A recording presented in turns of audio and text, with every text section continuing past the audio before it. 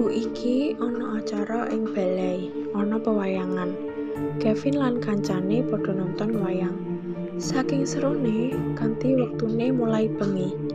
Kancane kepingin mulai dhisik. Kevin, ayo mulih, sesuk dhewe kudu mangkat esuk. Sesuk dhewe ana upacara lho, Vin, ajak kancane.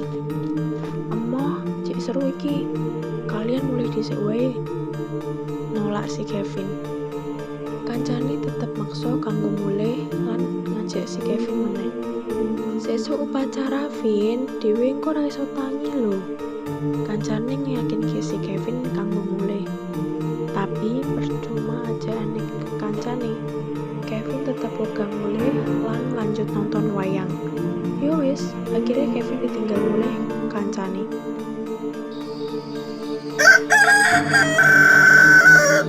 Dino iki dino Senin, dino sing ora disenengi. Amarga gerbang sekolah ditutup jam 6:30 isuk kanggo upacara.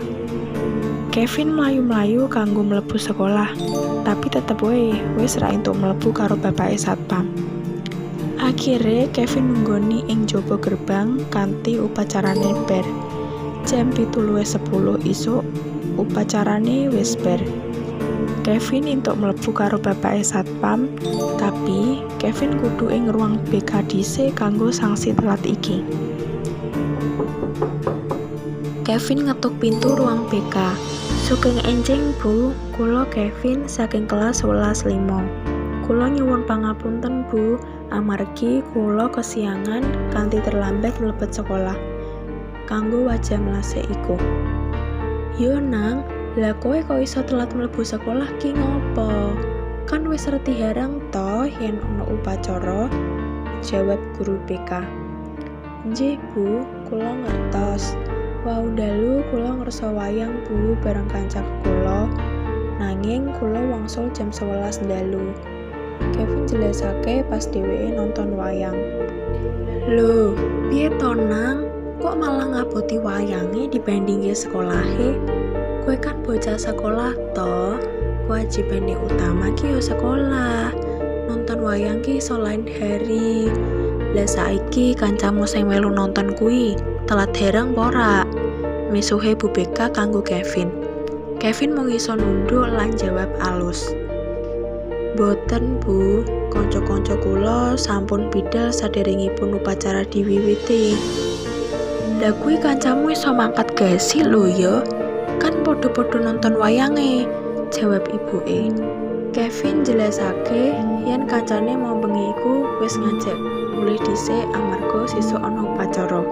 Tapi dheweke malah ora gelem mulih mergo kesero nonton wayange. Tak kandhani yo nang, nonton wayang ki entuk tapi kudu reti wektu. Kowe kan bocah sekolah, kewajibane sekolah. Yen kowe ing sekolah mesti nemu peraturan toh. Misale, koyo siswa ora entuk mangkat telat. Yen kowe sekolah ning kene, kowe kudu tertib karo peraturane sekolah iki. Apa meneh yen ana upacara? Ya wis, kowe kudu mangkat gesik nang.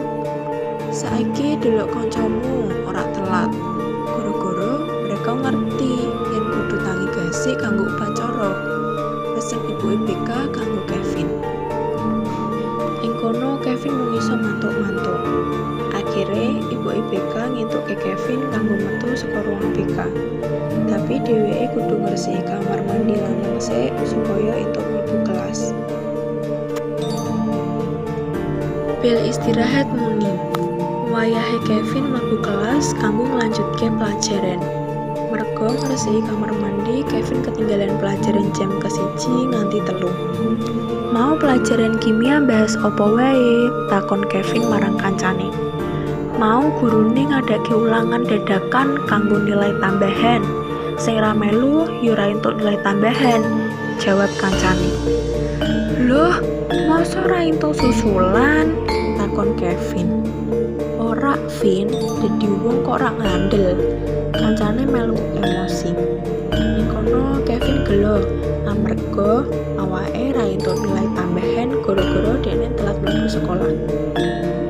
Lah yo, wis tak kandhani to yen kudu mangkat esuk dikon mulih kok angel ra karuan, sambet kancane. Ngapura yo yen ngayalan, aku wis wegah telat tok. Akhirnya Kevin mulai mentingke hal-hal sing berkaitan karo sekolahe. Dheweke wis wegah begadang mung kanggo hal sing ora penting.